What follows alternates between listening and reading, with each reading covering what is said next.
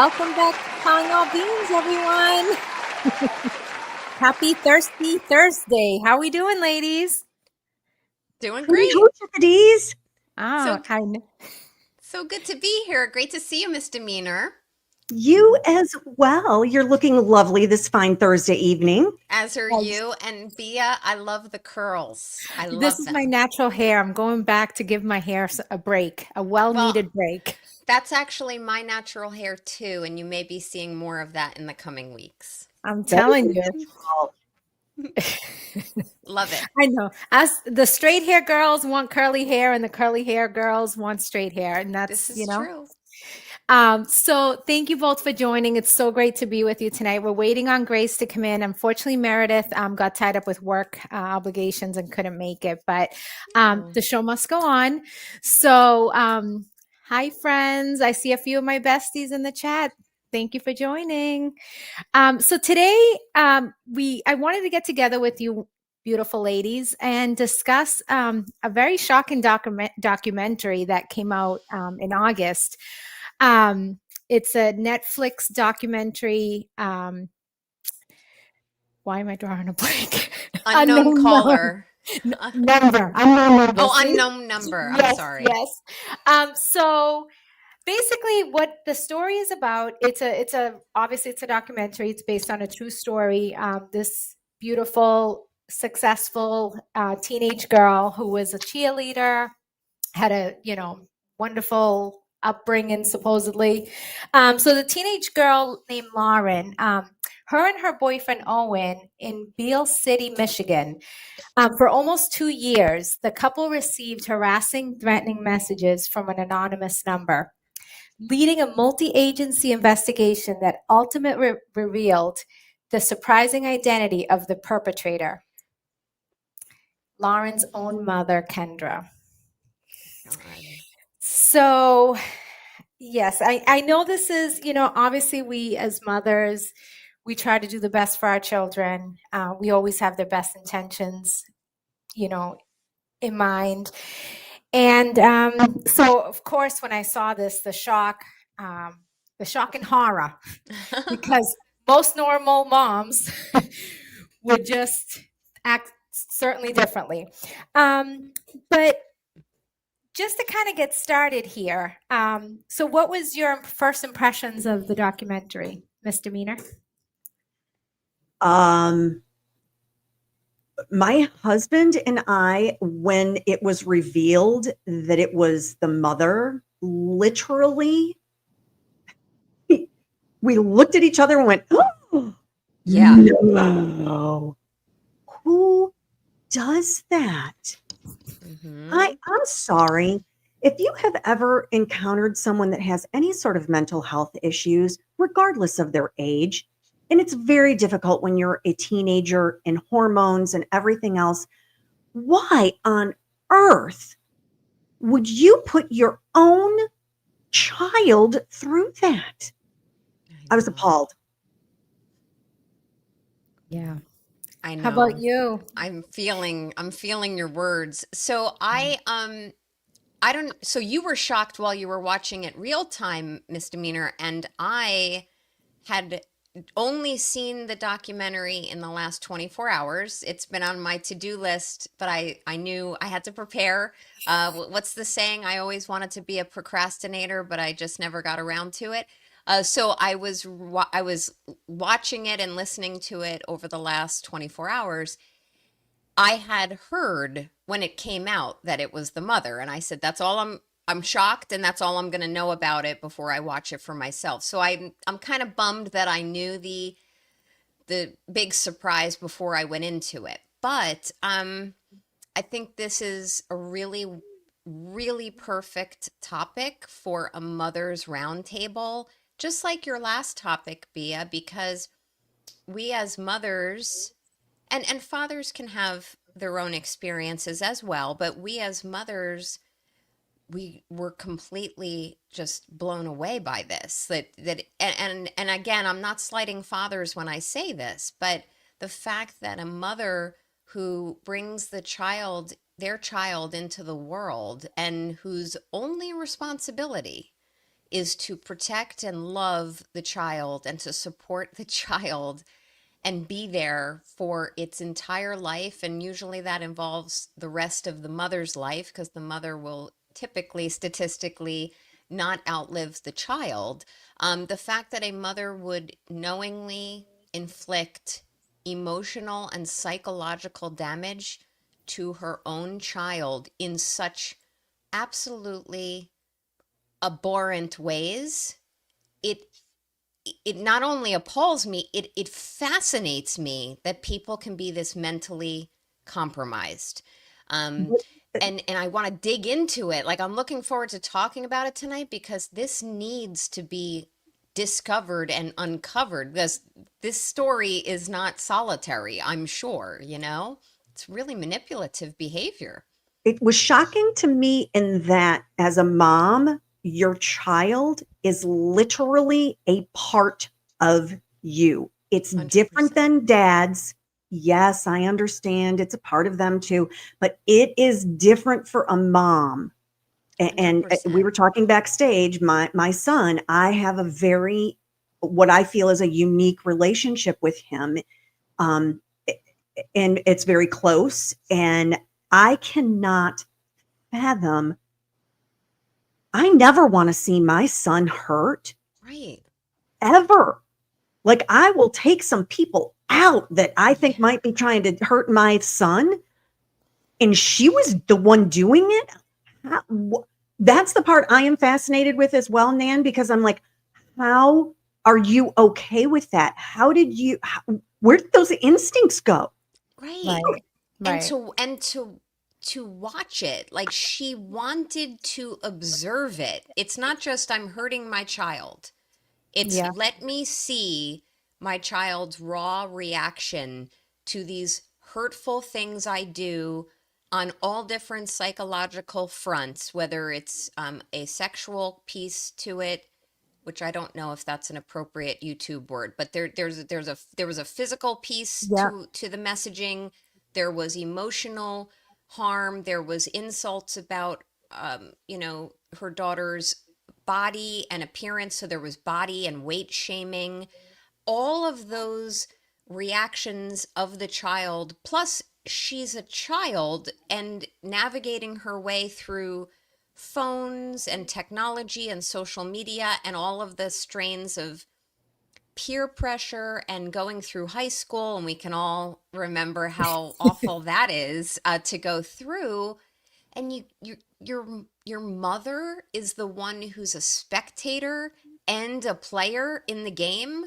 Like, I'm really fascinated in a negative way by Right. this. I totally agree. And think, do you believe her when she said she was not the first one to send that message? That No. initial I didn't think so either. I was like, there is no way that you saw her or not saw her, because I don't know if she probably didn't go to her mom right away, but Right. that somebody else did. And then all of a sudden you decided to take over to be that mean. I mean, what do you think, Mr. Meaner? Do you believe that? I absolutely don't believe that. And I'll also piggyback on some of what Nan was saying.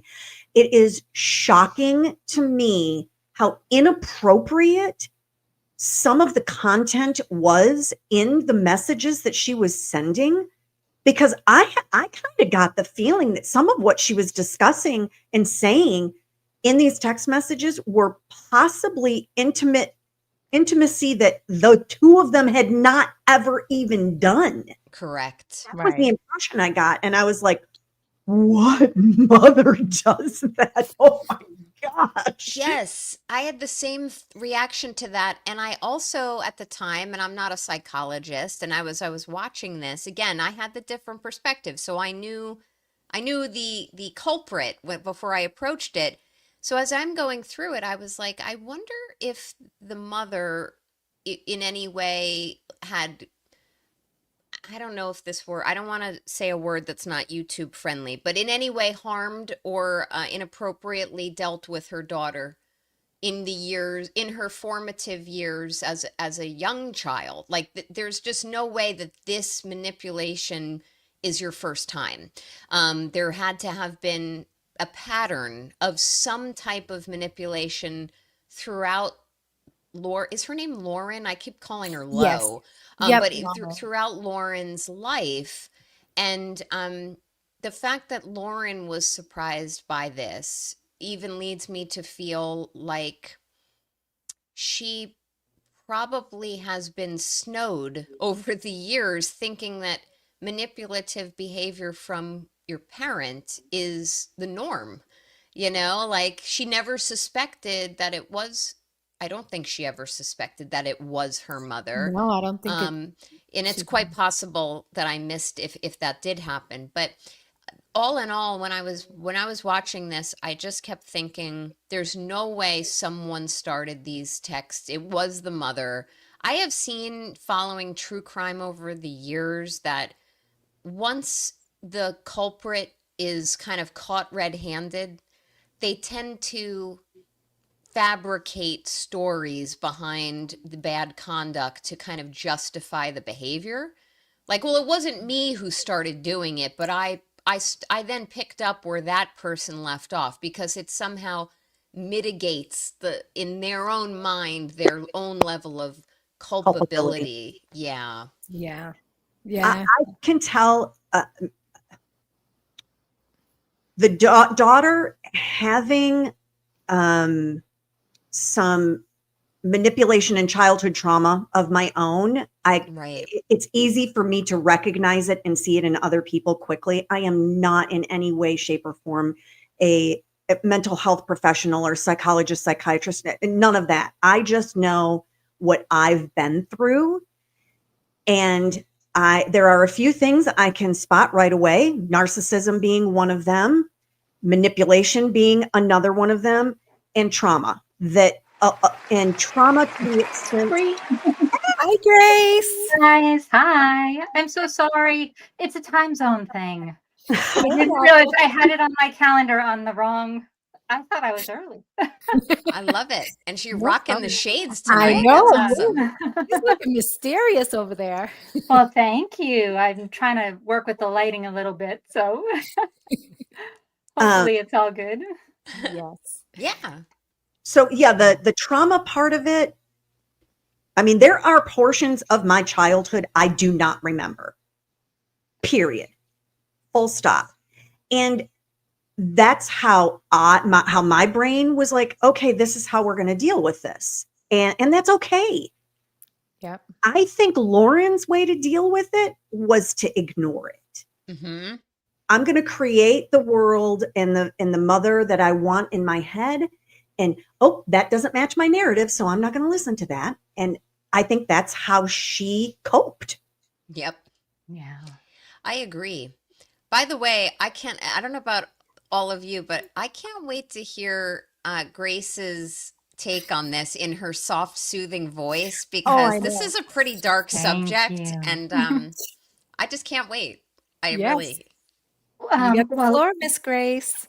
the main thing is, sorry, and can you guys hear me okay? Is the Yep. microphone okay? Okay, awesome. I have not been able to bring myself to watch the documentary because to me, it's too intense. It is just the concept of that level of betrayal. It goes against everything that I have worked to build with my own children. And it is the betrayal of that magnitude is such that I almost can't even let it into my world, because it's just too big and too terrible for words, I guess. Yeah. But I find the idea of bullying and bullying within families and bullying between adults, I find it so compelling that I wanted to be here for the conversation, but I knew that I couldn't watch. Yeah. After, thank goodness that there were people who let the twist, spoilered the big twist, because Yeah. I think I would have had nightmares for months. Yeah, did it's too. interesting because Miss Demeanor was saying before you joined that she found out while watching it with her husband. I had experienced the spoiler. How about you, Bia? Okay. I watched it on my own too, and I didn't know Yeah. it was the mom. And then Nan is fresh off of watching it 24 hours ago, and then Oh, you haven't wow. watched it. So we have an awesome Yeah. roundtable here because Awesome. it's different perspectives on the topic. But Yeah. we got it all. But what I was going to say is one of the things that we started talking about is that we were told or the way it was presented to us in the Netflix documentary was that the mom claimed she did not send that original message to the daughter. So that somebody else had sent it, and all of a sudden she got addicted to sending these messages to the daughter, where she was, to her daughter and her boyfriend, harassing, threatening messages, and even asking her to unalive herself. And Wow. luckily, this girl didn't follow through with anything. Which brings me to my next question. What do you think would have happened, or how do you think the mother would have felt if she actually went through with any of the things that it was being suggested to her? Any thoughts on that, Misdemeanor? Oh, I want to I was speak on gonna- this. But no, you go first, Misdemeanor. Yeah, I can tell you based on her behavior, it would have been her daughter's fault. That her daughter wasn't strong enough and couldn't handle, and the disappointment that she would have in her daughter for not being a bigger person to muddle through this and that. That's my opinion, because this woman has not an ounce of compassion, remorse. If ever there were a sociopath, I think it is her. 100%. Yeah, no empathy. Oh. I have to say, I think that had her daughter done some of the things, including the Mhm. most drastic thing that was being prompted to her in the text messaging, I would suspect that the mother, Kendra, would have exhibited, I think it's called Munchausen's, Yes, where the by person, proxy. yeah, by Yeah. proxy, where the person actually makes themselves unwell or inflicts their own illness or wounds, and then wants the Mhm. attention of others to sympathize for them, to give them pity, to care for them. That's how Yeah. I see perhaps that the mother would have reacted. Like this, she caused this complete chaos. Mhm. She was an agent of chaos. She caused this dismay. She did more than once prompt her daughter to take the ultimate act. And that's inappropriate for anyone to ever do. We actually locally, to where I live in New Jersey, had a girl in her teens was prompted to do something like that, and indeed did. And now there's a big foundation, a lot of awareness. It made national headlines a few years Yeah. back. Um, and that has rallied so much awareness for, as Grace had mentioned, bullying, which we didn't talk about before Grace joined. Like Right. there's a big bullying piece to this. Yeah. And And that, cyberbullying as oh, well. Exactly. Yeah.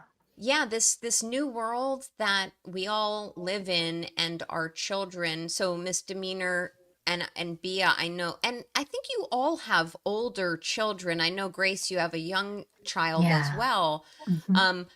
Like my kids are they're 10 and In 12, between, so yeah. they're kind of Yeah. getting into social media, and I worry. I worry for Yeah. them. Like I won't worry so much for example, Misdemeanor's grown son, because she raised, Right. sounds by all evidence, she's raised one hell of a son, and he's got a great relationship with his mama. And not to detract from any of your relationships with your grown children either, but the kids who are only living through this new renaissance or resurgence of bullying, but with a digital piece to it, I lose sleep over this. And not Yeah. just children, it happens to adults, and I'm a prime example of it. A lot of adults, more than 42% of adults apparently have either been the target of cyberbullying or have observed, from a third party perspective, have observed others being cyberbullied. So Yeah. it's, I mean, that's staggering to me that nearly half of our population can either bear witness to this or worse, be the target of It's it. it's interesting to me. I raised my son.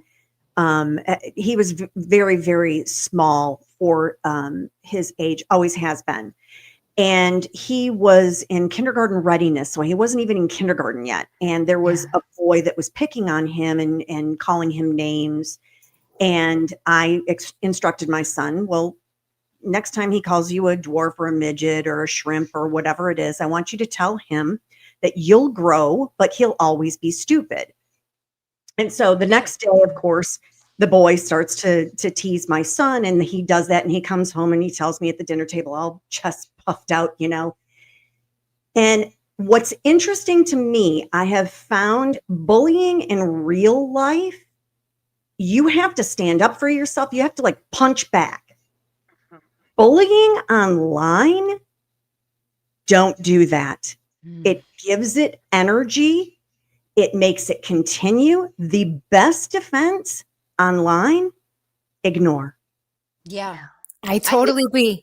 Same subject and having to handle it differently. So, yeah, absolutely. Mm-hmm. This hits really hard for me. For in reasons I can't fully discuss right now, but I'm actually glad that it came up because it's so interesting. I agree with you, Misdemeanor. Like it giving it energy, whether it's, online, whether it's on YouTube, whether it's on X, whether it's on Instagram, Snapchat, Facebook, you pick the platform, and there's many more that I don't know about. Um, it's not just like giving it energy to the person or persons who are doing it, which in and of itself feeds their beast. They want to Right. see the reaction. They want to get your goat. But also, I'm disappointed when I'm now observing that there's a populace of people who just want to spectate. They want to see it. They don't want to step in. And I'm not Oh, speaking of personal. I'm really trying to not be personal when I yeah. say this. But there are people who just want to see the, I hate to use the drama word, but I will. They want to either Yeah. see the drama, they want to see your reaction, they want to see the fight. It's kind of like when people used to go back behind the schools and Oh duke it yeah, and out, and 3 o'clock circle around high. the kids, yeah, and everyone would observe and say, "Fight, fight!" Yeah, And now it's ridiculous. and now people can do that and be like fight, fight, fight without quote being there. So those Yeah. people don't have to publicly be in the cafeteria or behind the school. Mhm. They can do it from the comfort of their home with their phone, with their tablet, and just watch. And then there's Yeah. an entire populace of people who will then chime in, throw gasoline on it. Mhm. There's even, for lack of a better word, copycats, Yeah. people who just try to emulate the behavior to see if they can get your goat as well. Right. So I'm like so fascinated also that this conversation is including this piece because, as I said, I watched it in the last 24 hours and I didn't even think of that. So thanks for bringing that Yeah. up, Misdemeanor. And Well, and on also, top of that, I feel like it's a very thin line between the kind of bullying that you're describing and things that are more socially normalized, like snark subs, for example, or any kind of snark den where um, the community has apparently agreed that XYZ behavior is absolutely the worst thing ever. And now we're all just going to pile on to that person and be a bit of an echo chamber about how we as a community feel about this type of behavior. And I think it's just a very, very thin line between that and cyberbullying. Yeah. and also most of these people that are behind their keyboards in the comfort of their own home probably would walk down the street and not even say a word to you. And that kind of goes Mhm. back to what Misdemeanor is saying, that, you're trying to teach your kids, like if somebody's bullying, address it, because that's the only way to, um, are you guys, am I echoing? A No. No, little, Okay. Oh, no, okay. maybe a little, but not in an annoying not a way. big deal. Yeah. Okay. But but here we are telling our kids, when you're at school, address the person, and hopefully, they stop, because if you show the bully that you're not going to be afraid of them. But online it's totally different, because you don't know who's behind that keyboard necessarily. So yeah, very And it can be interesting. somebody who's been pretending to be your friend. Right. Like, And that, Yeah. I was that's, gonna say, Nan, that's the part. And I know I get that we are not naming names or anything like that, but that is the part that has been so frustrating about watching the situation that you've been enduring, because I think that a lot of people are either somehow in disbelief, or like something is preventing them from saying, no, I will not stand by this bully. And it is so appalling to me, because the very first thing that I did when I became aware was I asked myself, okay, do I do I have any connection or relationship to preserve with that bully, where I have a responsibility to confront that person personally and say, I know what you have been doing. I am aware of this and I will not stand for it. Right. And I realized that I don't know the person in that way, but I thought, okay, well, that's not going to stop me.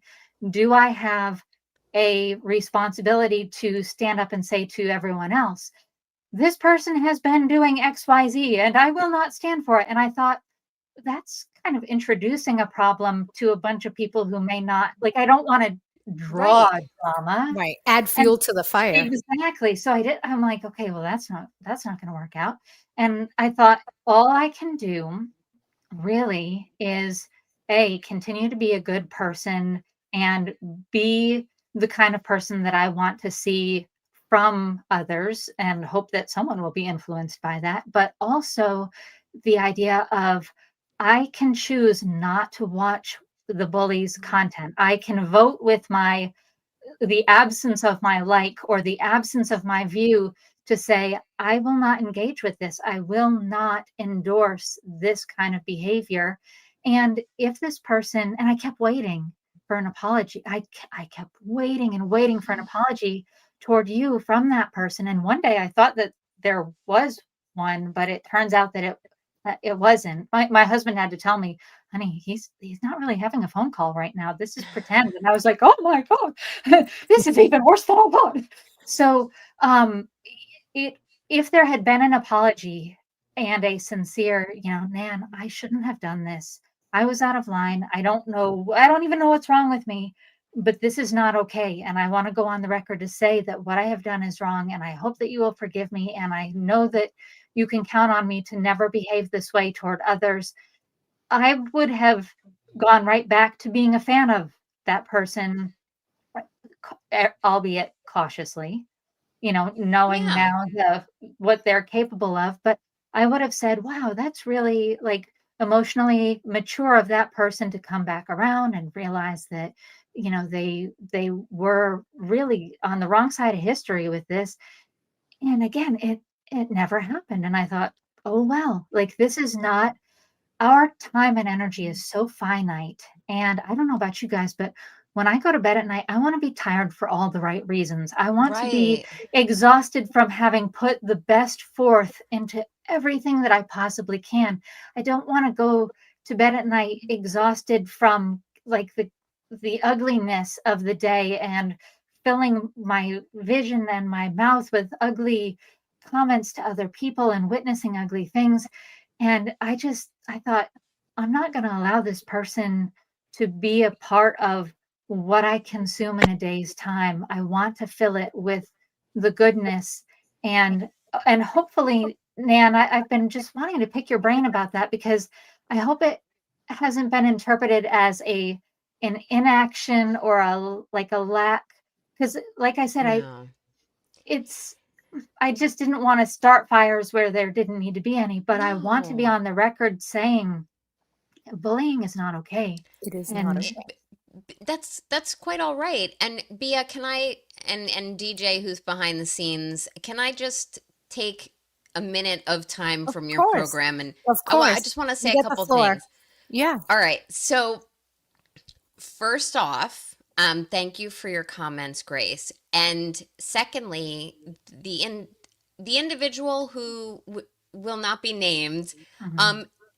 Actually, after I presented information publicly, and I did Mhm. not want to do that. I've known for months. But Yeah. once I did that, that individual did send me a text message partially apologizing, and only apologized for um, saying that, or for the impression that I got that I was not a good mother. I did not get an apology for the cyber bullying that I had experienced, which was a very, Horrific. very horrific. And I understand why that wasn't put in writing, even though I have all of the Yeah. evidence and it's conclusive, which, by the way, was really disappointing to me, that once had to put it out there for Yeah. reasons I cannot discuss, there was a lot of people who questioned the veracity of even a small subset of receipts that I published, the authenticity of those receipts, and I published a small part. Wow. But with that said, I just wanted you ladies in the audience to understand, holding that aside, because that was a partial apology for one piece of it, and that was actually the piece that didn't bother me that much because I am a Mhm. damn good mama. Um, Yes, you are. yeah, as you ladies are too. But with that said, I did not respond to a text message partial apology because my mama raised me right. Yes. If you're sorry for something, you talk to that person and say it to them, and you actually don't get on a stream and talk in a pretend phone the day after the apology, the partial apology, and Yeah. shred that very person. I have all the receipts. If I have to, I will publish the apology. The other piece I wanted to say is that, and I really wasn't going to discuss this, but I'm just going to say it very broad brush. I actually have someone who is not that individual who, for months now, has been cyber stalking me and harassing me. Oh my And it is God. not that individual, and it is not a content creator, Yeah. and it is pervasive. It is scary. It is not just cyber, and it is very, very serious. It actually has made its way onto live streams on this very channel Oh my where God. I've been live, and the individual had put a super chat up under a pseudonym of someone whom he lives with just to get to me. Thousands and thousands and thousands of text messages, Wow. completely illogical text messages that make no sense, threats to my bar administrations to take my license, threats as Oh to my my personal gosh. relationships and my relationships with my children. And that is the lens that I'm going to approach this discussion. Well, yeah, and whether it's that kind of in-person bullying or cyberbullying, at the end of the day, all bullying is a form of stripping away a person's sense of safety and security.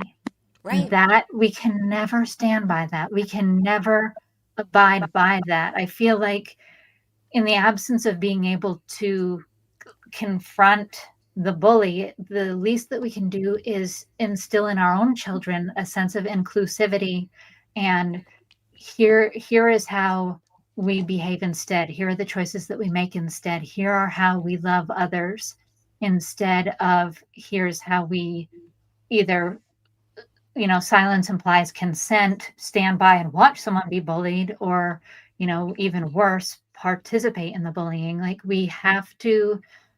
there needs to be direct instruction on the way that good good children behave, good adults behave. We Right. need more of an instruction manual about the right path instead of just these constant examples of It's the not wrong hard path. though, Grace. Yeah. Yeah. It's not hard. We don't need an instruction manual.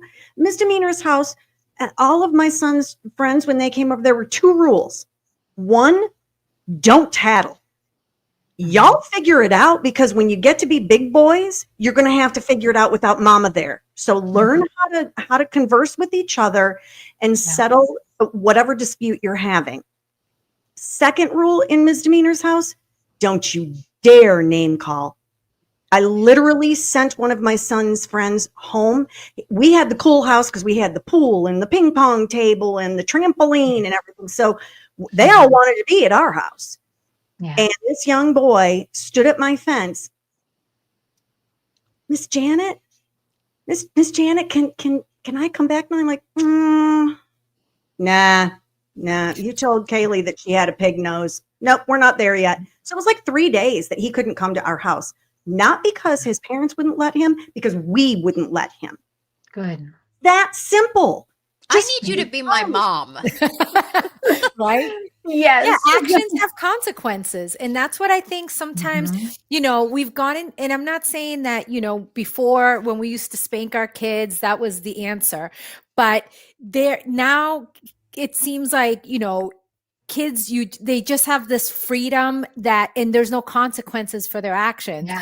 And you take a toy away or you take a phone away and then you're giving it back. And then, you have to definitely set those boundaries. If you take a phone, you say you're going to take it away for 7 days, don't give it back on day 2. Exactly. You have to kind of, because then that's how they think that this is how life will, you're going to go through life and you can talk your way out of, consequences. And that's not always the Exactly. case.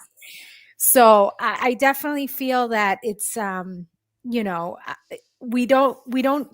don't think the kids fear the parents as much as they used to when there was spanking involved. Yeah. But obviously this is an evolution of time. And now that's not, it's frowned upon, which I totally understand. But, I think you lead by example, and all you can do is give them all the tools that they need. And hopefully they become better humans who are accountable for their actions. As embarrassing it is, if they do something to a friend, you make them go up to that other child and say, I'm sorry, and make them own it. Because when you are the one that's saying, I'm sorry to that child, there is no lesson learned right there. So I totally agree. So true. So true. So go right ahead. No, go ahead. You talking about holding your children accountable, and my son, there was a situation, he maybe was 6 or 7 at the time. And this neighborhood girl would come over and play, with him and play with the dog and all of that. Well, I don't even remember what my son did, but he did something that hurt her feelings and she left. And I went to him and I said, hey, what happened? And he's all down in the dumps. And he says, I did whatever it was that he did. And I said, well, what are you going to do about it? Yeah. And he said, I don't think I can do anything about it. I think, she's not going to be my friend anymore. And I said, well, how do you know that? Well, he didn't have an answer for that. I said, how about you hop on your bike, head on over to her house, explain to her that you're sorry and that you didn't intend to hurt her feelings and that you used poor judgment and you really value her friendship and you want to still be her friend. And if she wants to still be your friend, great. But she might tell you that she doesn't want to be your friend anymore because you were mean. So you need to be prepared for either one of those. Okay. I love rides his bike over, comes. I can tell by the way he's riding his bike when he left his trudging. Comes back. So I said, how did it go? And he's like, oh, we're all good now. We're friends. We're still friends. But it was a really big lesson in you have to be accountable for your actions. Yeah. And I think accountability, to extend that a little bit, I think that one of the other ways that we can help our children to understand is by not pretending that we haven't messed up or made the wrong decisions and that kind of thing. Like one of the biggest lessons that I've continued to tell my daughter, because here I am, 45 years old, and I'm still carrying this on my heart from when I was 10. And remember how call waiting and three-way calling had just come out. And so I had 2 classmates that lived in the same neighborhood. And I was so proud because, my dad had gotten us three-way calling and I'm, trying to figure it out. And so I was chatting with the one girl and we said, oh, let's call the other girl and we'll surprise her. We'll surprise her with, like, surprise, I was also on this phone call too. I don't know. You can tell that it was already coming from kind of a mean girl place. And what ended up happening was her answering machine picked up, and I didn't click off. Like, I thought that I had clicked off, but what I had done was united the three-way call so that we were me, the other girl, and the answering machine were now all on the phone. And then I proceeded to talk ugly things about this other little girl whose answering machine was now recording everything. And Oh. it has been 35 years. I'm sure that I apologize profusely. And I'm sure, like, I mean, I haven't even, I'm sure, because I mean, the shame that I have carried I feel that. for being part of that, like, what was I thinking? Like, why did I do that? And I, like, how could I have hurt someone so deeply and been so caught up in myself and not even considered, like, it's one of those things that, like, now I even tell my daughter all the time, like, don't listen, you don't want to be 45 years old and carrying this terrible memory of a thing that you did Yourself, when you were Grace. like, learn from my mistakes. So By all means, please forgive yourself. I need Agreed. to. I have been working on forgiving You know myself what? for years. So this brings up an interesting point, which is, and it ties what Misdemeanor and Grace both just kind of talked about. First of all, you need to try to forgive yourself. Yeah. You have And to. also, before I say the points, I love this panel because we have empathy. You know what I Yeah. mean? Like Yeah. we Yes. feel what clearly what Lauren's mother Kendra does not possess empathy. Yeah. Back Right. to the program that we were talking about, for her to do this to her child, she is, I think, sociopathic.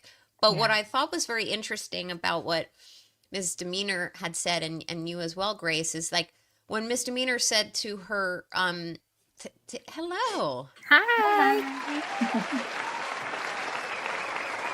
This is Miss Heather Honey.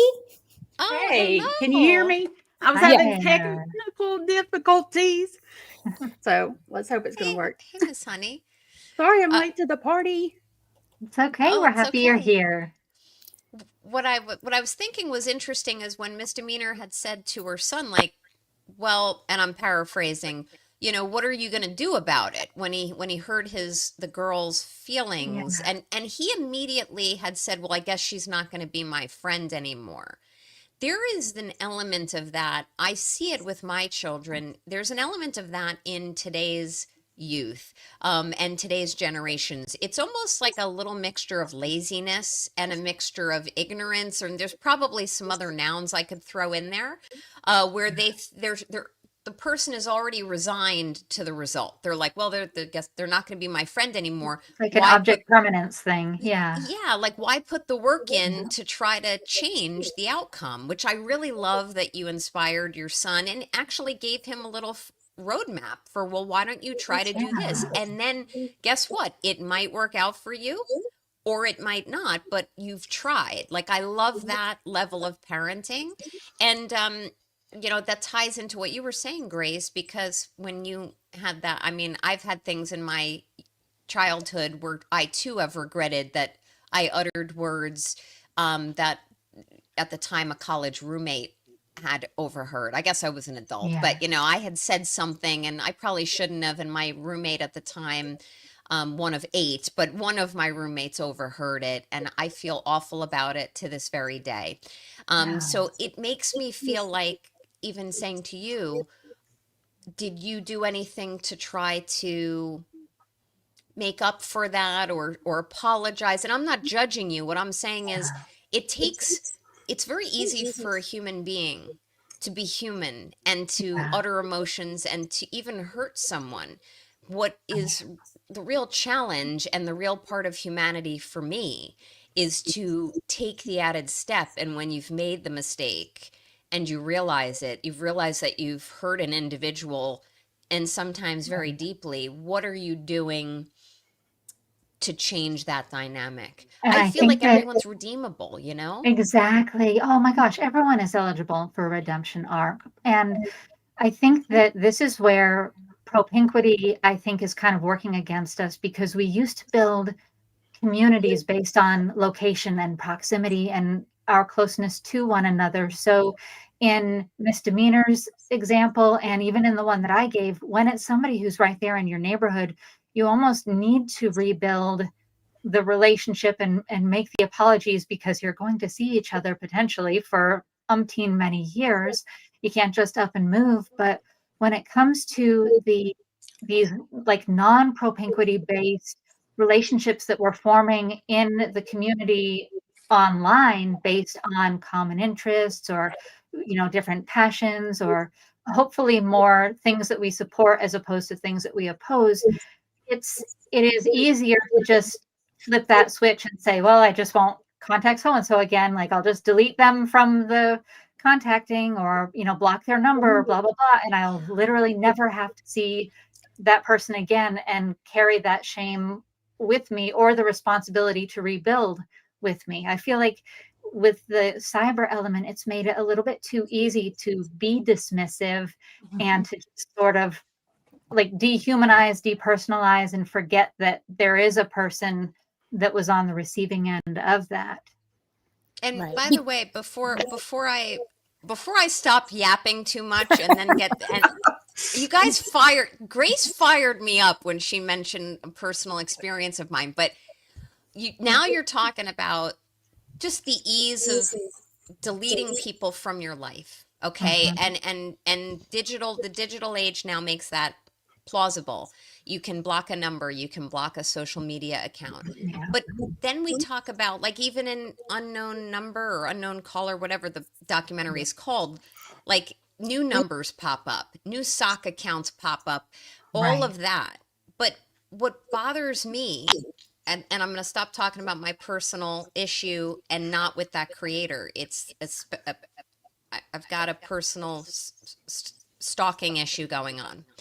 Is you can't block it, because if you Right. block it, then you're not gathering the evidence. Right. Or So and gathering the like impression of danger and proximity. Like, you almost need to know where they are and what they're saying to be able yes, to be keen to respond to it. right. And I don't know if I saw this delved into in the documentary. I think they said, like, well, she would block the number and new numbers, or a Yep. new number would pop up. But I can tell you from like personal experience, and I'm not an expert at this, like, if sometimes if you block someone, or just delete them from your life, or try to exercise due diligence to do that, all you're doing is blocking evidence that could save your life Right. someday, or to make or Exactly. break a hearing if you need to present. Accountability. Mhm. Yeah, but I'm gonna get off my Yeah. soapbox. I want to No, hear it's from a Heather Honey. No, important point. no, it was great. I loved listening to that, because that's what I love about you, Nan, because I'm a blocker. Like, the block button is my friend, and I dealt with bullying and being talked about all through school.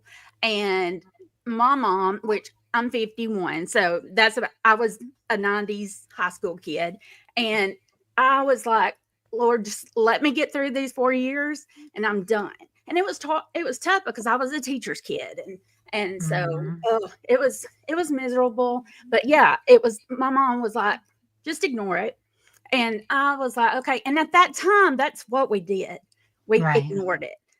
There was no calling somebody's parents and let's have a talk. We need, which I believe communication is key in everything. So And we think it's uh, a phase. We think that ignoring it will mhm, somehow help us to like right. limp through to the other side of it. Right, because in my Mhm. mom's generation, that's what they did. So just ignore it. Mhm. And at that time, it was helpful, unless I was addressed by whatever they would say. Then that was hard Yeah. sometimes. And but yeah, and then I didn't think about the cyber part about the evidence, like you were talking about, Nan, because like I said, I'll be like, welcome, move on. Yeah. But that's a different thing. What you're going through, and But it's so anyways. interesting though, Heather, because Miss Demeanor was saying, and it might have been right before you joined or as you joined, on the cyber bullying.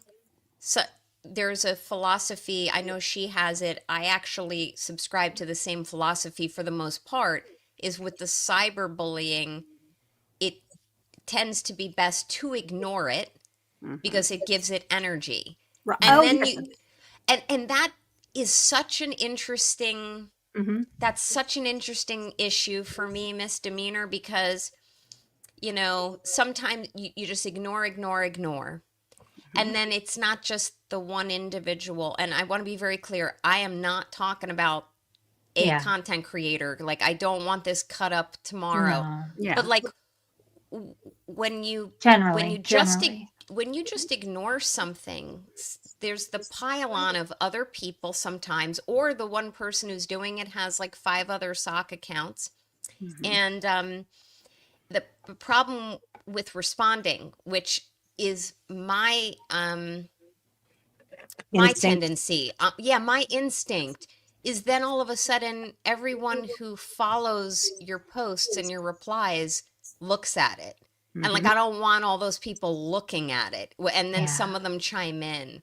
So like, I don't know how to teach my kids this. And I don't want them to live in a world where this exists. And that's very idealistic.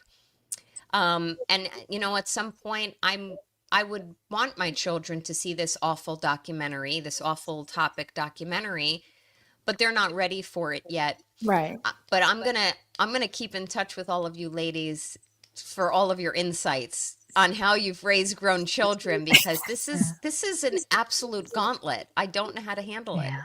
I Yeah. was It is. about the ignoring whatever the nastiness, because y'all, I get nasty people saying stuff. I just ignore it. So Yeah. it just kind of goes away then. But for me, there's such power in me ignoring them. That's how I look at it. That is how I continue to keep and take power. Is I'm like, Yeah. oh, you want to do that? Yeah, not worth it. Yeah. That's my power. Yeah, I love That's awesome. that. Me too. That energy. Oh, I'm sorry. Yeah. No, go ahead. I was just going to say, because, people, we feed off each other's energy, and that can be good and that can be bad. And so if someone's smarting off, you're like, okay, well, here goes the keyboard.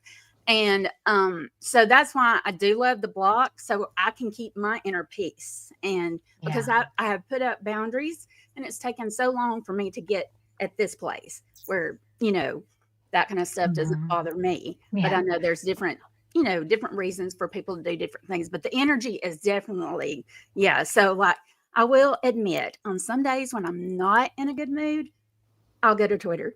Yeah. Something to today. Mhm. Very Right now. few and far between. But anyways, so And but I no, think both are different. There's going to be different ways of handling. Like, I, as a teenager, I had a bully that this girl used to torture me all the time, always had a comment to say. Who is And- she? Well, let me tell you what I did do. Every time, and she was taller than me, and Yeah. every time down the hallway, she would have a remark to say. And one day I just snapped. I turned around and I go, "You come over here." And she came up to me. She hit me so hard, I hit the wall. But you know what? We both got sent to detention, believe it or not. She gets dismissed early. And the fact that I stood up to her, all of a sudden she respected me. We ended up becoming best friends. Oh And my you know what's gosh. crazy is that she apologized to me. We became best friends because I had got to my breaking point that I'm like, come over here, because I had had enough. And so I mean, but I think also in the internet, obviously this is obviously totally Yeah. different. And I think a lot of the, like, I'm wondering, as I'm sitting here listening to you ladies, which one was one of my questions, in kind of sort of merging all these topics together. The reason why, like, why would you think a mother would do this? Do you think it's jealousy? Do you think everything behind the cyberbullying and the bullying is just jealousy, that you see something in that person that you don't see in yourself, or that your own stuff? Because I think that reflects more on the person than who the victim is. So how do you feel about yourself that you would be willing to try to bring somebody down? So thoughts on that topic? These are good questions. For me, again, this woman is not concerned with anyone or anything except her. And Yes. Yeah. whatever she needs to do in that moment to get the feeling that she is looking for is what she's going to do, whether that's lying about having a job, Mhm.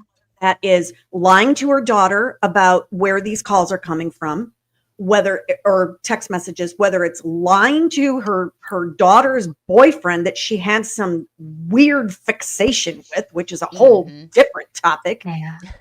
She is a sick woman. And the only thing I saw that she was concerned with is, how do I get to feel the way that I want to feel? It's like a drug addict, Yes. Right. or Yeah. I shouldn't say a drug addict, an addict looking for that high. Her high was doing all the things she was doing. That was what fed her. That's what made her feel important and valued, as twisted and gross as it is. That's what it was about. She's Yeah. a sick puppy. And do you think also the cyberbullying has to do with the same thing we're talking about? Just people just being jealous of each other? Mhm.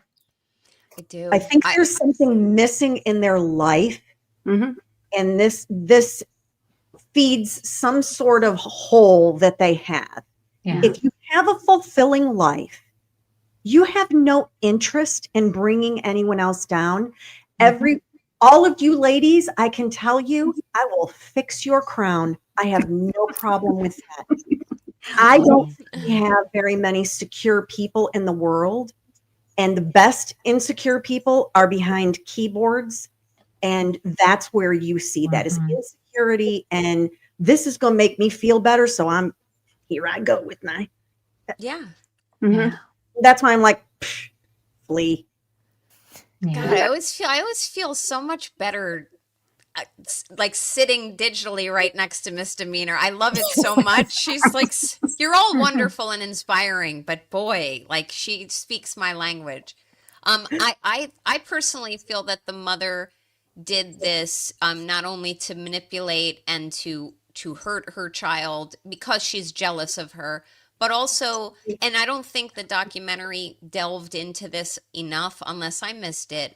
Um, I have a feeling she would hurt her daughter in this way to, in a weird sense, get her back. In other words, bring her back into the mother's sphere. Like, I will be there for you. Let me comfort you. You don't need Owen. Exactly. You don't The need Owen in your, Munchausen.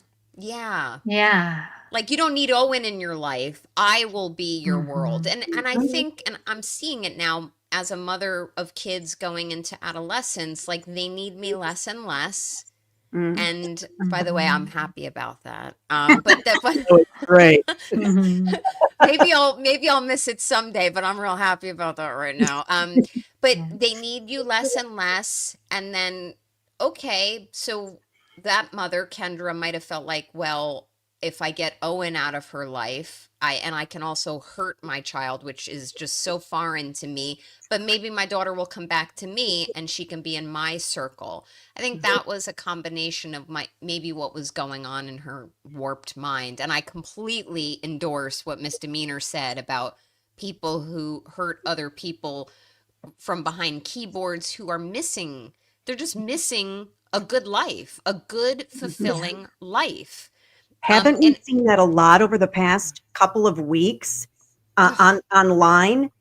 Mhm. And it's like, yes. I would go on the Twix, and I'm like, y'all, like, I've got a life. I don't have time for this business. Yeah. Like, I Yes. live it. Mhm. Yeah. Yeah, What and are you all doing? Mm. no, I was just gonna say, and piggybacking on the part of like they're, they don't have, they have something missing in their life, talking about, and I guess I would say this about that mother, and then whatever missing part of her brain that made her want to do that to her daughter, but they need attention. And when you see them gather like online or even maybe in real life, there's more, it gives them somebody, maybe they don't have friends, so but we can hate the same person or bully them, and that also kind of Yes. feeds into it, whatever they're needing. But yeah, I totally agree, they're missing something, and they want to feel it with whatever it is, whether it's negative or positive, and they want to feel important. They Yes. Yeah. want to feel needed. We can't, bully so and so without you. You have the wittiest, lines or something. But yeah, it's totally they're missing and low self esteem. I mean, they can come off Mhm. however they want to, but low self esteem. But that mother, she just I was really really shocked. I mean, I could see part of it, and like Nan was saying, I'm sure there's stuff missing with the documentary that, maybe, I mean, was she doing it because she wanted the boyfriend or to, come to her, or was it, the wanting to be needed, or I don't know. But I agree with Misdemeanor about that fix that she was needing, because everything was Yes. like Yeah. short term, like, okay, here's this situation. What can I do to make me feel better, or There are people accomplish addicted Yeah. what I want to do. And based on the daughter's reaction, to toxicity Mhm. too. what were you saying, Misdemeanor? I said there are people that are addicted to toxic or toxicity or drama. And I can tell you over the past couple weeks on social media, oh boy, yeah. I mean, I'm all for Yeah. someone spilling some tea, don't get me wrong, but Same. there are some people that are literally thriving on the drama and toxicity, and they don't want it to end because that is their addiction. Yes. Yeah. Mm-hmm. And that's where we Completely need to agree. take a stand and refuse to allow secondary issues to divide us. Like that's just the thing that I hold in my heart every time that I am online is whatever's happening a secondary issue? Is it trying to divide us from what matters most? Is it trying to separate us from our priorities?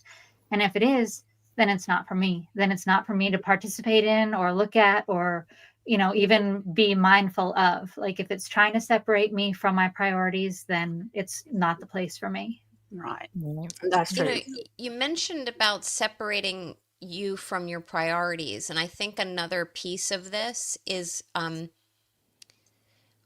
bullies like the mother, and also ones that I have experienced. They try to separate the victim from anyone, whether it's a Yes. loved one, friends. In this case, Owen, the boyfriend, Mm-hmm.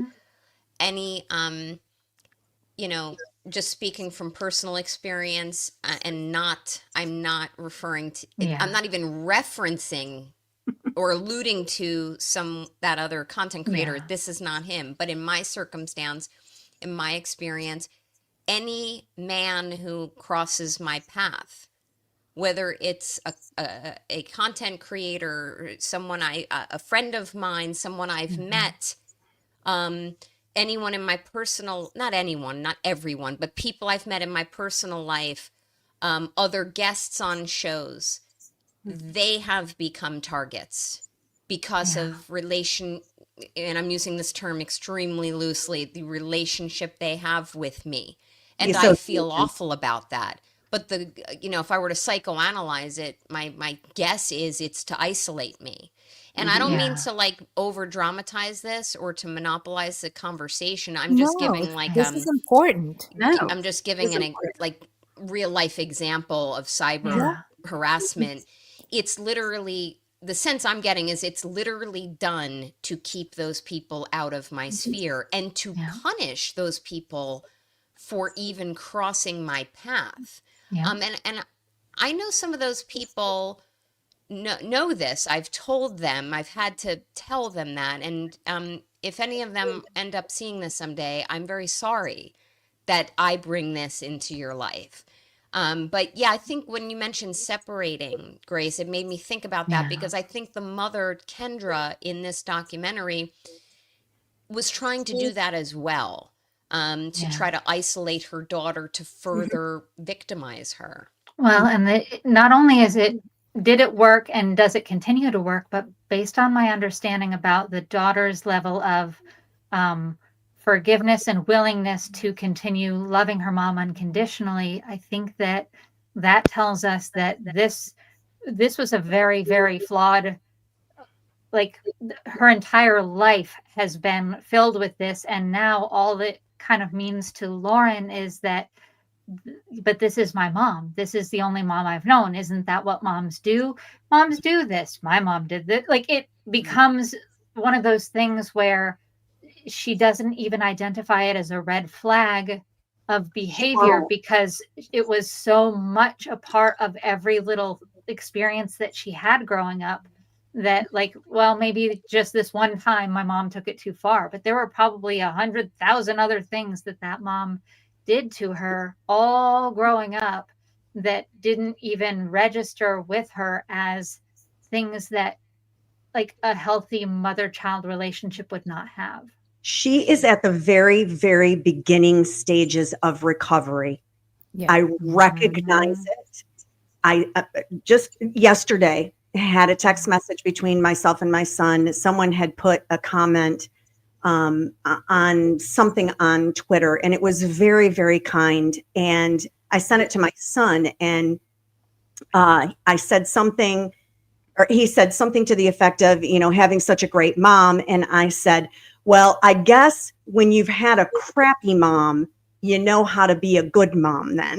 Mhm. And but for my journey, it took a very, very, very long time for me to be able to be healthy in the choice and the decision I was making for my own mental health and priorities. And I recognize that with Lauren, she's not there yet. It may be, mine took until I was probably in my late 40s, early 50s. So, because y'all, I'm older than all of you. So Not a chance. Mm-mm. I'm going to be 56 next month. I don't Wow, buy you it. look amazing. Amazing. Amazing. you. Stop Amazing. Mhm. We need your skincare routine next time. Yeah. Seriously. Mhm. And the crazy thing is that Lauren dealt with this for almost 2 years, and her mom served 19 months in prison. So long, she survived this longer than the mom had That's served her incredible. sentence. Isn't that incredible? There's Oh, something wrong with that's so that. sad. Yep. And I feel so sorry for her that she doesn't know deep in her heart that this is not okay. Like, I worry that that she's going to become one of those, like what you guys were just describing about the people who thrive in toxic situations because it feels like home. I worry that she's going to seek out that emotional disruption and instability because it feels familiar, and that's what feels safe to her, because that's what happens. Our early childhood experiences wire us, and sometimes the wrong wires kind of get plugged into the wrong places because the more times that we have to get into a vehicle with a drunk parent who should not be driving, and the more times that they tell us, stop being a baby, I'm fine to drive, blah blah blah. When you're a little kid and you're hearing that, even though your own anxiety is saying something is very wrong, hearing that authority figure say, you're overreacting, you're such a baby, why do you always do that, what, do you want to walk home? Like, that rewires a person. So now when they feel that anxiety, they're like, oh, I must be in love, it's butterflies. And it's like, Yes. no, like all the Got- wires are plugged in the wrong way. She's got a great dad. Yes. That is Thank going to be her God. saving grace. Oh, And thank goodness. And for me, I ended up finding a great husband, and Good. whomever it ends up being. And my father was a delightful, lovely, fantastic man. I miss him every day. He passed away in 2024, but Sorry. he was not the strongest man, and definitely not the strongest man against my mother. And so that made it very, very complicated. Yes.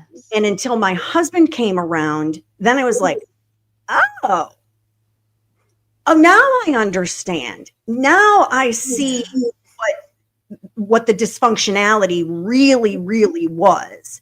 But it still took me a long time to get there. But she's got a good dad, so I have a lot of hope for her. She's Me young and too. has a great dad. Right. Good. And by the way, the dad didn't even realize the mom didn't work for a year. I mean, she was doing this at all hours of the night, during the day, during at night. It was up to over 1,000 messages per day. And this was constant throughout Oh the my whole day. And one of the things that she said was once she started, she couldn't stop and didn't know how to stop. Addiction. Addiction. Addiction. Yeah. Addiction. she quit her job. I don't know. They eventually ended up, I believe, losing the house. And the husband was clueless, didn't understand, didn't because they all. And the other thing too that I wanted to mention is, not only as a mother was she doing this, but also even when the police got involved, that didn't even make, even when the FBI got involved, that didn't make her slow down. You think like she just thought she wasn't going to get caught. She didn't care. That's the pathology. That's the sociopathic or psychopathic tendencies. That's crazy. And when they were arresting her, and then she ran over to her daughter and was hugging on her and saying, "Oh, but I've got to be here for her." I was literally like, what? I mean, that was probably the most, I was expecting like, I didn't do it, or head down, walking out the door. No, I got to be. And her daughter just sat there, and I was just wanting to grab that baby and hug her and just say, you got to let her go. But yeah, I'm glad she had her dad, but that just shocked me. And I was cracking up at that point because recognizing behavior. And so I was just laughing like, this crazy woman, she pops her daughter. And the daughter's, oh my gosh. Like that was my reaction. Because you have to laugh at the insanity of how this behavior was taking place. And she's very young. She's young, so she's going to get her head right. Yeah. Well, that mom didn't get any kind of mental service. Well, I'm saying that generalizing. I don't know, but I would hope that she would have gotten some kind of help while she was doing her time. But I doubt it. But and if she did, it was probably substandard, Heather. It's like, oh yeah. Mm-hmm. Yeah. One of the, and I think it was Lauren DC who I saw in your chat, who, by the way, Lauren DC, hi, how are you? You're a sweetheart. I hope to see you soon. But she had posted in the chat, like, staying off X is, I'm paraphrasing, but it helps. Sometimes she's got to stay off of X, which is, yes. And it's how she keeps her head straight when there's drama, which works for many people. It actually works for me as well, and I respect that approach. But there's another side to that, and I'm not disagreeing with you, Lauren. And I mean, you and I have had conversations, so I respect where you're coming from. The other side of that is, and it kind of ties into this documentary and the sources of discussion, which is, social media. Well, if someone's being bullied or harassed or stalked, if they go off of social media, that can actually possibly make the victim more of a potential target, because to tie into what Miss Demeanor was saying, then the individual isn't getting his addiction fed. Right. So like, and in my circumstance, like I think about that. I'm like, if I go dark, if I get off of streaming and I don't have, I'm not a content creator, but if I go dark on my social media and I don't go on streams when invited, is this individual who is not the content creator, is this individual going to actually escalate in a bad way because I'm somehow in a warped way, not feeding a need?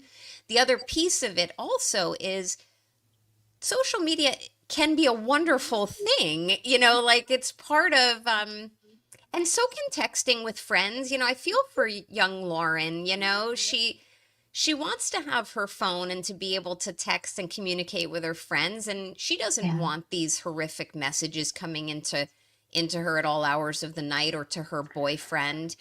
But at the same time, I look to social media and I say that, well, that's how I really followed a lot of Karen Reed's case as an aside. That's how I get a lot of my news. And I feel like I'm debating Lauren, which I'm not. I just wanted to show there's like different layers to this onion, that it's like a blessing and a curse. And there's this added piece of like, if you're a target and you stop, what Yeah. are you making it worse? Is the person going to come find you in Exactly. real life? Like, And that's scary because Exactly. that's the burden as you as the victim shouldn't be carrying, that you yes, are that right there, just it hits me because I'm like, you shouldn't be carrying that for somebody who's doing nasty things to you. So Yeah. right. that's, oh, I had Yeah. I just, Yeah. all we can say, Nan, is seen- that we love you, we support you, and please know that Absolutely. there's more love out there than hate. Love Thank always you. wins. Yes. yes. And I love you And guys. make sure I love you. I love had a you. stalker in my early 20s, and I literally, after about 6 months, one of my friends who happened to be male, he said, Janet, you got to get out. You Yeah. can't just stay in your apartment from morning until night, because I would literally go to work and come home. And the sad part is my stalker would call me at work. Ugh. And so I had to work. I can't stay home. Yeah. And wherever he was watching me. I worked in an area of this building where you would not normally see me. I was in a back area, but he would know exactly what I was wearing. I mean, pants, shoes, the whole bit. So he was watching me go into work or wow. coming out of work at Oh lunch my at goodness. the end of the day. That's terrifying. I grew up in a very, very small town. It was terrifying to me. Oh my But God. don't give up your independence. Make sure you keep yourself safe, but don't do what I did as a young 20 something. And I hold myself up, and then I fortunately had a friend that was like, you got to get out. Come with Yeah. me. We're getting a gym membership. And I was like, I don't know how to work out. I don't want to do that. That sounds like work. He's like, yeah, you'll get over it. It's fine. Come on.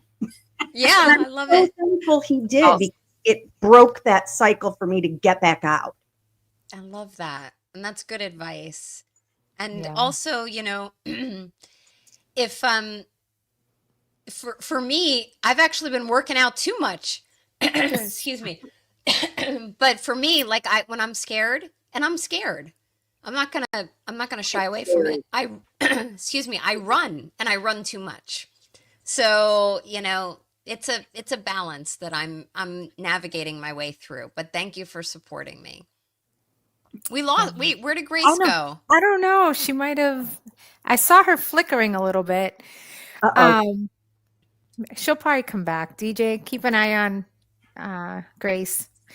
Um, all right, so let's go around. I think we're just about done with the show. Thank you, DJ.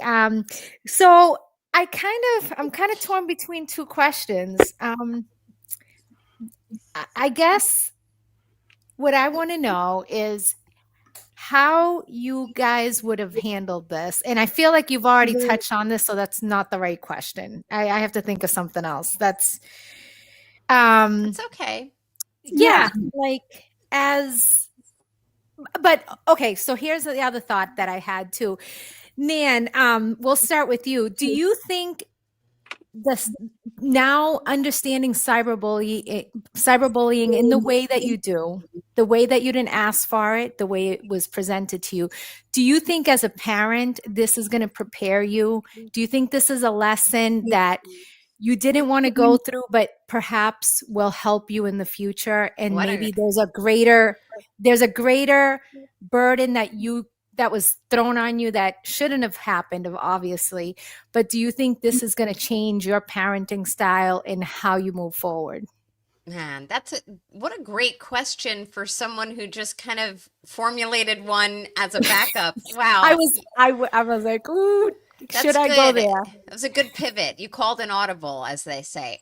Yes. Yes, this will change my parenting. So my kids are not on social media, except a very light version of it, which I won't disclose. But Right. they're not, and I will approach educating them on it and restricting their manner in which they use it and monitoring their activities on it much more robustly than I probably would have 3 or 4 months ago.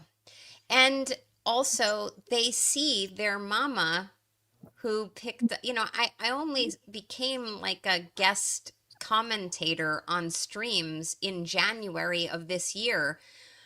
So they see mom as like, oh, mom likes to stream now, and look at that. So they're looking to me. We had her in the, like, she's gone. She was here, and Grace is gone. She'll be But back. my False kids are alarm. looking to me like, oh, okay, this must be a cool thing. My mom's on YouTube, and I need them to not be fascinated by that. So I need them, which by the way, I'm not. I love it. I love meeting new people and giving insight. But I need them to not like that so much. Like when I went to Disney World with my daughter a few months ago, we were eating dinner in a restaurant, and people from the Karen Reed movement came up to me, and I'm sitting there with like a kerchief in my hair. I had been sweating all day, and they came up to me in front of my daughter and said, "Are you Nan Gallagher?" And I was like, "Yes." And they were from Massachusetts, and they knew me from being on some programs. But I actually, now that I'm experiencing what I'm experiencing, my daughter thought I was a celebrity that night. She was like, "Oh my God, Aw. Mom, people recognize you." But now with my experience, I actually need her to understand it's dangerous. Okay. And not those people. Those people were wonderful. I loved them. They Right. made my night. But sometimes being recognizable is not a good thing, and it should be dealt with tremendous responsibility and care. You have to be very, very careful, because most people come with fake handles, and you don't, and then or people, so I think Heather, you might have said it, or Grace had said it at some point. Sometimes someone is like they're your friend, that you think they're your friend, and suddenly they're like Right. twisting the knife in your back. In my instance, and I'm going to pass it to your panel, Yep. just to be clear, the person who is cyber harassing me is an individual. Like it's not a sock account. It's a person, and I'm not referencing what happened with a content creator. It's not that Right. person. This is a real life person who I've communicated with in real life by phone under very different circumstances, and it has exploded. And I can only tell you, ladies, and your audience, I wouldn't wish this on my worst enemy. So Yeah. I'm going to change how I parent as it relates to the social media with my kids. And I'm going to call you ladies and ask for your help, your guidance. Right. And misdemeanor, kind of the same situation. Say now your son, now you have grandkids. Like, how would you handle this, knowing what you know how things were, and now how the new world? What do you think? So a couple themes, I should say, have kind of rung true for me during this experience. And one of them is this that's happening while you all are lovely ladies, you are real. What happens here is not reality. What happens on social media accounts is not Right. reality. So that's kind of like the first foundational thing that I get to. And then in addition to that, because I've been given this microphone and I have lovely people that probably have some mental health issues that want to follow me and hear what I have to say, there's great responsibility with that. And I find that content, not all of them, there are some content creators that are very flippant with the responsibility of their mouth. And for me, I take it very, very, very seriously that I am given a platform to raise awareness on specific cases, specific issues that are important to me. And it feeds my desire to have true crime conversation. Right. But at the end of the day, I sound like a broken record, but your mouth, you have to be responsible with your words. Be Words, impeccable with your word. yes. And so Mhm. to me, I look at live streaming and having a YouTube channel and all of that it has a tremendous amount of responsibility. And it's actually made me look at people in the public that not necessarily commentate, but have television shows. And some of the things that they say and do, I'm very, very critical of them now, because I look and say, I would never do that, because Right. I understand the responsibility of her being on YouTube and people listening to what she has to say. Right. So I guess that's what I would tell my grandchildren is, Yeah. it's real. Don't get yourself all caught up in it. You know, enjoy it for what it is. Yeah. Right. And how about you, Heather? How would I handle this? I think, okay, so I don't have children, but I do have a puppy and a cat. So, and they're my children. But I would have to say, I would want to, again, communication is key. So I would want to sit down with them at what age, I don't know, because I don't have that experience, but I would want to them to have the experience, but go through and say, okay, you see this person right here? This is not how you treat people. Mm-hmm. This is not how you behave. And don't put anything out there on the internet that you wouldn't tell everybody in your town, Exactly. the world. And Yeah. just be your, just, you have to, it's like you want to share everything that you're passionate about, but then you have to find that balance and that wall to protect yourself and your loved ones. And so, but yeah, if I had children, I would probably start them at a young age and just, again, go over like, here's what to do, here's not what to do. And I wouldn't let them be on like all night long. I'd give a time, Limits. time for, Restrictions. and then go, yes, and go do something else. And because this is not what it's all about. It's all storytelling and Right. smoke and mirrors and all that fun stuff. But anyways, yeah. I So love I that want to perspective. expose them just a little bit. I love that perspective. And by the way, you Mhm. don't need to have children to know and have opinions about how to be a good person and to teach others, including Yeah. dogs and cats, but not limited to dogs and cats, how to be good citizens. And I love teaching by example of what not to do. In fact, I use that in my law practice. When I make arguments before judges, I will say, this case is not about that. You don't do it this way.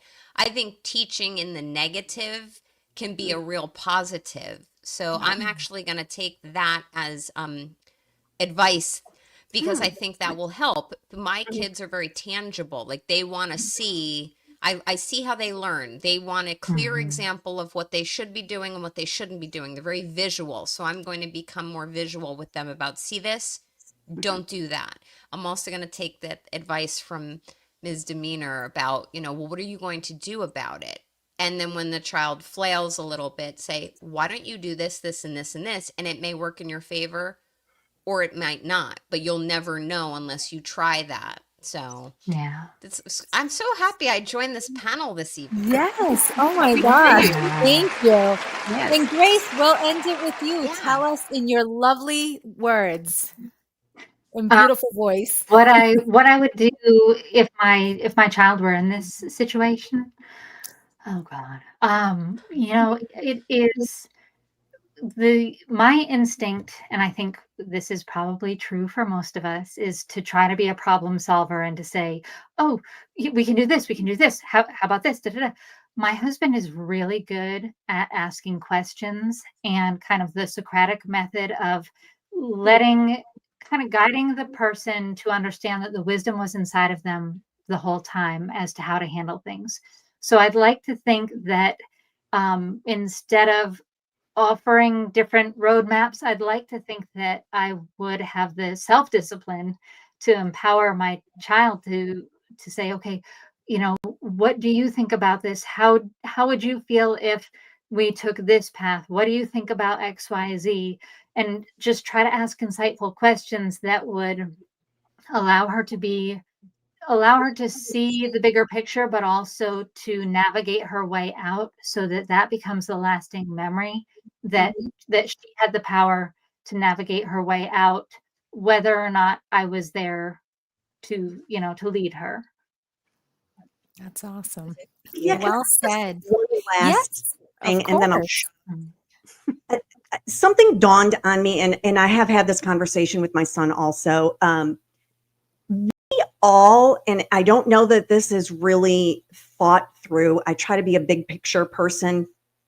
All of us content creators, individuals, lovely, powerful ladies on here, we're being given a really super cool and great gift by being able to be on a YouTube channel.